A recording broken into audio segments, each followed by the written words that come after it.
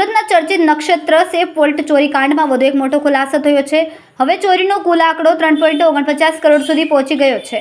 તપાસમાં સામે આવ્યું કે શેરબજારમાં થયેલા અંદાજે ₹3 કરોડના નુકસાનની ભરપાઈ કરવા માટે સેફ વોલ્ટના માલિક પિતા અને તેમના 2 પુત્રોએ જ આરોપીઓએ દસ્તાવેજ ઓછા ગ્રાહકો આવતા હોવાથી સિંગણપુર બ્રાન્ચને સોફ્ટ ટાર્ગેટ બનાવી હતી। ડુપ્લિકેટ ચાવી બનાવનાર મણીલાલને દરેક લોકર તોડવા માટે 1200 રોકડા ચૂકવવામાં આવતા હતા। ચોંકાવનારી વાત એ પણ સામે આવી રહી છે કે સીસીટીવીના પુરાવા નષ્ટ કરવા માટે આરોપીઓએ ગૂગલ જેમિની જેવી AI ટેકનોલોજી મદદ લઈને ફૂટેજ કાયમી રીતે ડિલીટ કરવાનો પ્રયાસ કર્યો। તપાસ દરમિયાન વધુ 3 ગ્રાહકોના કુલ 116.5 તોલા સોનાની ચોરીનો પર્દાફાશ થયો। એમાં જે ગઈકાલે અગાઉ આપણે માહિતી આપી હતી એ મુજબ જે 2.67 કરોડનું જે આ લોકોએ છેતરપિંડી વિશ્વાસઘાત કરેલો એમાં આપણે અગાઉ 4 આરોપીની ધરપકડ કરેલી, જે સેફ નક્ષત્ર સેફના માલિક મહેશભાઈ અને એમના 2 પુત્રો હર્ષ અને હરિકૃષ્ણ।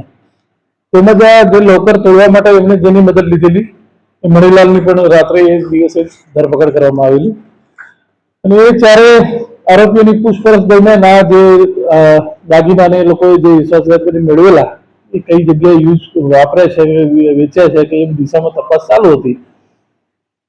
એ દરમિયાન જે સોનીઓ સાથે એમણે આ વહીવટ કરેલો અને જે દાગીનાઓ વેચવાનું કામ કરેલું એ સોનીઓને આપણે ધરપકડ કરી અને બોલાવી અને ધરપકડ કરેલી અને સોનીઓની પૂછપરછ કરીને એમની રિમાન્ડની અને આગળની કાર્યવાહી તજવીજ ચાલુ છે।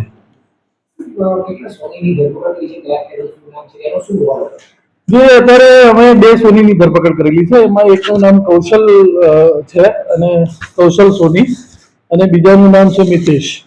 એ કતારગામના રહેવાસી છે, મિતેશ છે અને જે કૌશલ છે અહીંયા અડાજણ વિસ્તારના રહેવાસી છે। એ બંનેની ધરપકડ કરેલી છે અને એમના રિમાન્ડની અને પ્રોસેસ ચાલુ છે।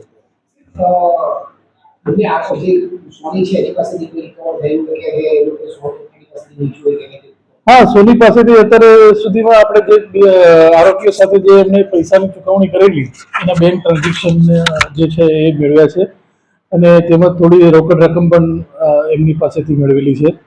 તેમજ એ સોનીઓની પૂછપરછ અને બીજા જે દાગીના એમણે અગાઉ આગળના માણસોને કે બીજાને ચૂક્યા છે એ દિશામાં તપાસ કરી રહ્યા છે એટલે મેક્સિમમ રિકવરી થાય એના પ્રયત્નો ચાલુ છે।